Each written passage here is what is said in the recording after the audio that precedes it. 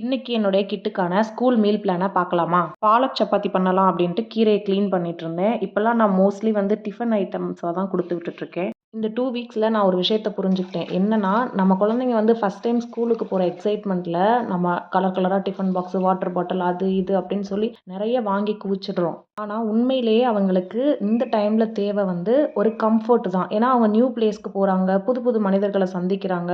So அவங்களுக்கு ஒரு comfort மட்டும்தான் தேவை. அதனால நான் என்ன பண்ணிட்டேன் அப்படின்னா, after I had a discussion with her teacher, இந்த 3 பார்ட்டிஷன் டிஃபன் பாக்ஸ்லாம் எடுத்து ஓரம் கட்டிட்டு ரொம்ப க்யூட்டாக காம்பேக்டாக குட்டி டிஃபன் பாக்ஸில் லஞ்ச் கொடுத்து விட ஆரம்பித்தேன். ஒரு மதர் தன்னுடைய குழந்தைக்கு கண்டிப்பாக ப்ரோட்டீன், ஃபைபர், விட்டமின்ஸ் அது இதுன்னு எல்லாமே இருக்கிற மாதிரி தான் லஞ்ச் பேக் பண்ணி கொடுக்கணும்னு நினைப்பாங்க. பட் இந்த கேஜி போகிற பிள்ளைங்களுக்கு அது தேவையில்லை அப்படிங்கிறத நான் புரிஞ்சுக்கிட்டேன். வீட்டில் நாம் ஊட்டி சாப்பிட்டுட்டு இருந்த பிள்ளைங்க ஸ்கூலில் போய் அவங்களா சாப்பிட்டுக்கணும். ஸோ அவங்களால எதை சாப்பிட முடியுமோ, எவ்வளோ குவான்டிட்டியில் சாப்பிட முடியுமோ அதை மட்டும் பேக் பண்ணால் போதும். அவங்க அந்த ஸ்கூல் அட்மாஸ்பியரை பழகி இன்னும் கொஞ்சம் பெரிய பசங்களா ஆனதுக்கு அப்புறமா அந்த 2 பார்ட்டிஷன் 3 பார்ட்டிஷன் டிஃபன் பாக்ஸுக்கு எல்லாமே ஓப்பனிங் செரமனி பண்ணிக்கலாம். இதுதான் நான் புரிஞ்சுக்கிட்டேன். நீங்களும் என்னதான் நம்ம பேக் பண்ணி கொடுத்தாலும் என்னடா நம்ம குழந்தை சாப்பிட்டே வர மாட்டேங்குது அப்படின்னு ஃபீல் பண்ணுற மதராக இருந்தீங்க அப்படின்னா இந்த வீடியோ மூலிமா உங்களுக்கு புரிஞ்சிருக்கும் அப்படின்னு நம்புறேன். கீரையை சுடுதண்ணியில் பிளான்ச் பண்ணி எடுத்துட்டு அது ஆறுனதுக்கு அப்புறமா ஒரு துண்டு இஞ்சி சேர்த்து அரைச்சிட்டு இந்த மாதிரி சப்பாத்தி மாவில் போட்டு குட்டி குட்டி சப்பாத்தியாக பண்ணியாச்சு. இஞ்சி சேர்த்து ஏன் அரைச்சேன் அப்படின்னா பாலக்கீரையில் அலர் ஸ்மெல் அடிக்கும், அதனால அது போகிறதுக்காக ஒரு துண்டு இஞ்சி சேர்த்துக்கிட்டேன்.